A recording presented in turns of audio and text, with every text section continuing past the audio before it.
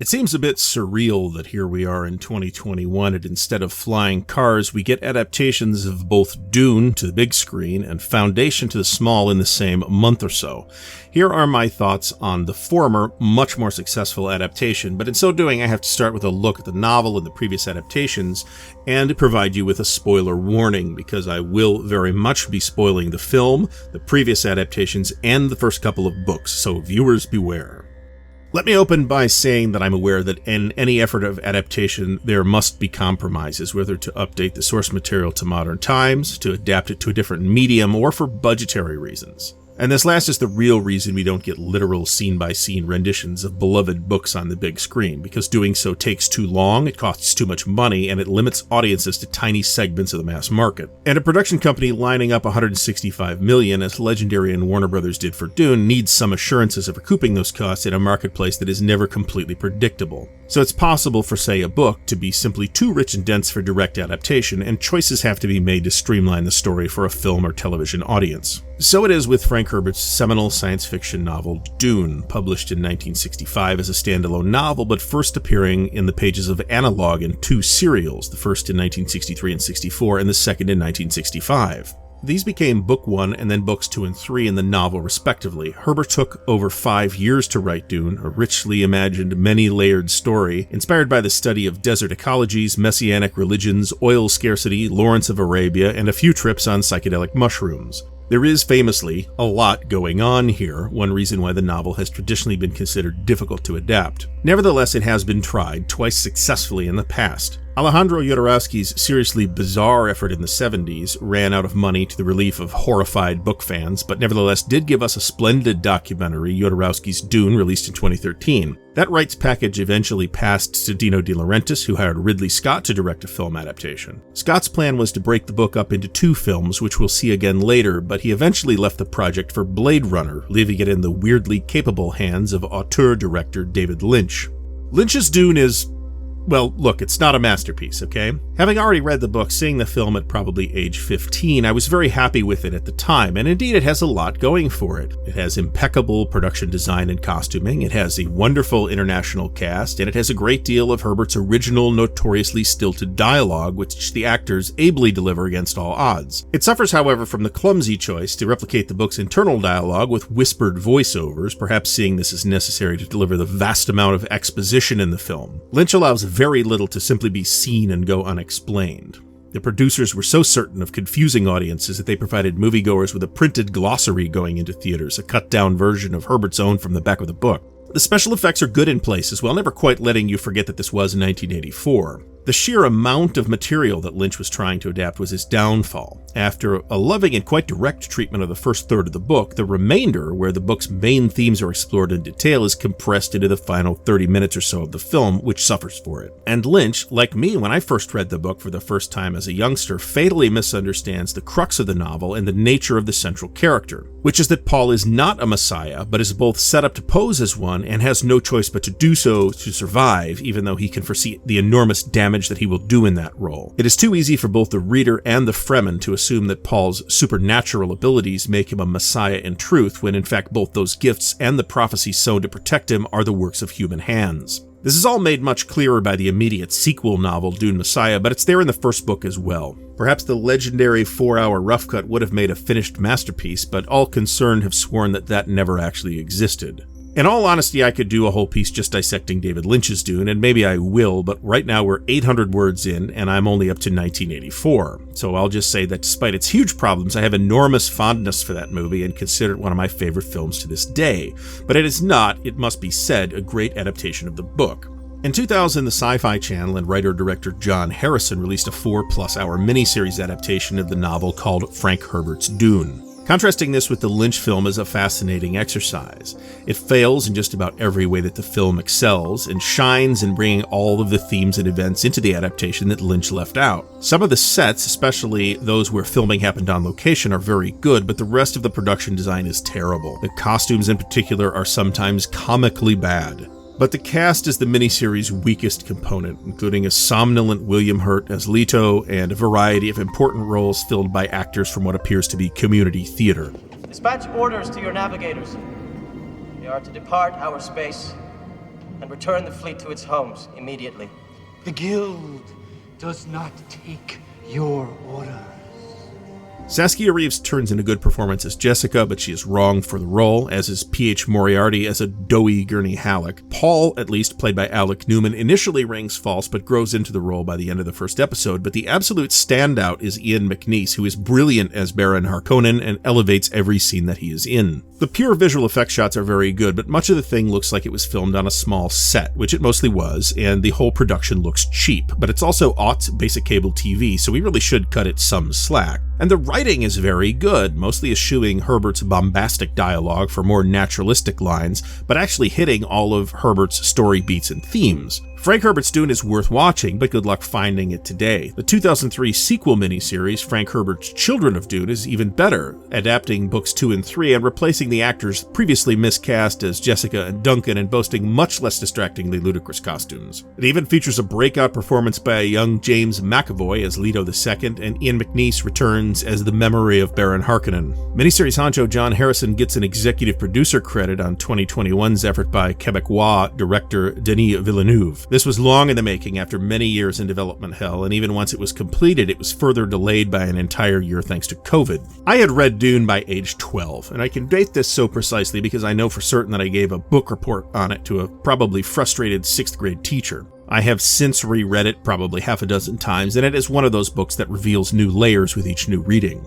I have not, for the record, read all of the sequels. I have never managed to successfully endure God Emperor of Dune, for example. So I was aware, even before the 80s were out, of the shortcomings of Lynch's adaptation. The mini-series were good, but the minimal production values made them seem almost like stage adaptations, and I was left yearning for better, even more so when Peter Jackson showed us all what could be done with similarly unfilmable source material with a creative team that actually understood it and a funding source that believed in it. So it would not be inapt to say that I have been waiting almost 4 decades for a completely solid adaptation of Dune, and the production and release delays surrounding this effort have been very frustrating. Nevertheless, Dune is now here, and while imperfect, it was worth the wait. The world of the novel is famously dense, and Villeneuve chooses to incorporate these elements selectively, with little exposition to leaden the dialogue. We see the Holtzman effect in action, for example, but Holtzman is never mentioned. We see Yui's Sook School tattoo, but we don't hear about Imperial conditioning. This is very much a Jacksonian approach. Show, don't explain. Let it work visually for the whole audience, and then let book readers do the legwork of inferring the deeper context themselves, and pretty much it does. There are costs. Villeneuve here covers only the first half or so of the book, and many character parts are pared back significantly despite great performances that leave you wanting more from William McKinley Henderson as Thufir Hawat, Chang Chen as Dr. Yui, Charlotte Rampling as the Reverend Mother Gaius Helen Mohiam, and David Dastmalchian as Piter de Vries. Javier Bardem's Stilgar and Zendaya's Chani have very little screen time, but we'll at least see a lot more of them in Part 2. Every performance is at least solid. On first viewing, I'd had an impression that the weakest link is Sharon Duncan Brewster as a gender-bent Dr. Liet Kynes, who is very stiff delivering dialogue in her initial scene, the famous aerial tour of the spice harvesting operation that's a cornerstone of every adaptation. In retrospect, I think this is a conscious decision by the actor to play Kynes as wooden and reserved, knowing that the Atreides are doomed, and having been forbidden by the Emperor from interfering despite her responsibility as judge of the change. She knows that loyalty to these newcomers, however worthy they may be, will only doom her as well, and later, at the ecological testing station, when she makes that choice despite the cost, she completely sells it. Jason Isaacs as Leto and Jason Momoa as Duncan Idaho slip effortlessly into those roles. Josh Brolin is terrific as Gurney Halleck. Some people cannot help but hear Thanos in his voice, but I did not get an iota of that. Chang Chen as Dr. Yui, meanwhile, is not given much screen time, but makes the most of what he does have. The grief and guilt that he feels over his betrayal of a noble house that he legitimately respects is written on his face despite his air of reserve. His medical abilities are interestingly depicted as innate, mostly used by touch and sense in a way that seems almost phrenological. I'm not convinced that this interpretation is supported by the source material, but it's thematically appropriate for a future in which human capability is deliberately evolved to replace the need for machines. Timothée Chalamet is rock solid as Paul, conveying both his high competence and his unsteadiness at the same time, and in one scene his rage and grief overcomes his control as he both mourns his father and sees the path ahead. He looks age appropriate for the part. In the book, Paul is just 15 as the story begins.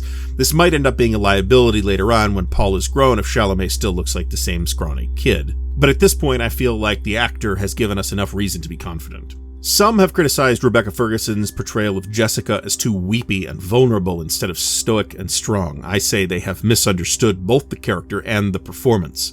Yes, Ferguson shows vulnerability in places. In one scene, after Paul has a spice-induced vision on the desert sands, she's clearly on the edge of a breakdown. Yet one quick cut later, and she has pulled herself together because she is a strong character who faces those challenges and overcomes them, rather than simply shrugging them off for the sake of narrative expediency. I found this portrayal of Jessica to be one of the film's highlights. Anxiety and tragedy and the strength needed to overcome them should speak directly to many people. Previous adaptations have portrayed Baron Harkonnen much as he is in the book, given to long, quasi-Shakespearean speeches explaining his various intrigues. John Harrison deemed this so important that he gave the Baron rhyming dialogue, delivered by McNeice in a delicious performance. Stellan Skarsgård's Baron has relatively few lines. Here he is a looming, monstrous, menacing figure amid horrors of Gedi Prime that include blinded and hairless slaves, monstrously altered human pets, and evil oil pits. The beast Raban is portrayed by Dave Bautista as a cruel, raging thug who seeks his uncle's approval. This is not exactly a stretch, but I found it hard not to see Drax behind that facade, and something I did not do at his understated performance in Villeneuve's own Blade Runner 2049. The Baron's other nephew, the scheming Fade Routha, memorably played by Sting in a gleaming winged codpiece for the Lynch film, does not appear in the film but will presumably feature in Part 2 unless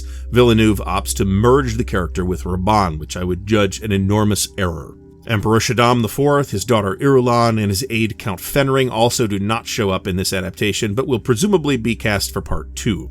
Villeneuve mostly opts to replace Herbert's stentorian proclamations with more naturalistic dialogue. There are a few places in which this feels a little too casual, but it does save the actors from delivering a lot of very stilted, almost Lucasian lines. The book's story beats are almost all there, the one exception being the famous dinner scene, which was also left out of Lynch's film, but which is visible in the extended cut that Lynch later disowned. This is a key scene in the book, which explores both the local and interstellar societies and politics and how those actually work. It is just as important as the shadow of the past is to the Lord of the Rings, but like Tom Bombadil, the presence of that material would have been both unnecessary to the film narrative and show-stoppingly distracting, and Villeneuve wisely keeps only the one absolutely necessary element, Stilgar's introduction, played effortlessly and effectively by Bardem. The production design has a few weird elements in it, like the battle armor that doesn't feature in the book, but is otherwise both lavish and appropriate. The sets have a cyclopean look to them rather than Lynch's Geigeresque and Baroque stylings. The CGI is so good that people are complimenting the film for practical effects and shots that are completely digital. The sound design is excellent, except in a few places where it's a bit hard to make out Stellan Skarsgård's dialogue, and Hans Zimmer's score is...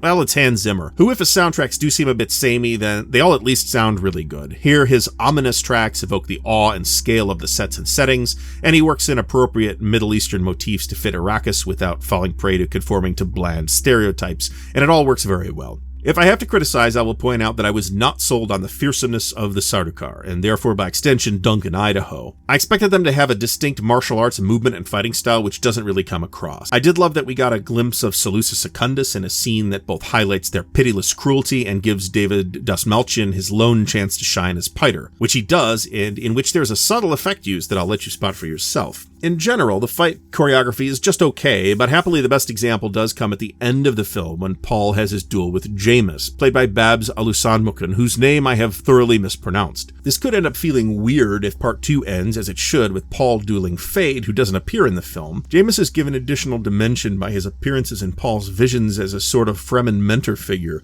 glimpses of a possible future which by the time they actually meet is denied to him. If Part 2 includes the element from the book of Paul adopting Jamis's family, this may add some interesting resonance. Before we start wrapping up, let's address the elephant in the room, which is Dune as the white savior story. So we're clear, yes, Dune is a white savior story, both the novel and Villeneuve's film version, which is exceptionally obvious once you see that all the Arrakis natives are played by people of color. But Dune is also unique, as far as I know, among white savior stories in that it knows it is a white savior story. It explores and examines the foundations of that, how that narrative is built to exploit disadvantaged peoples and races and minorities and confirm the privilege of the favored. word.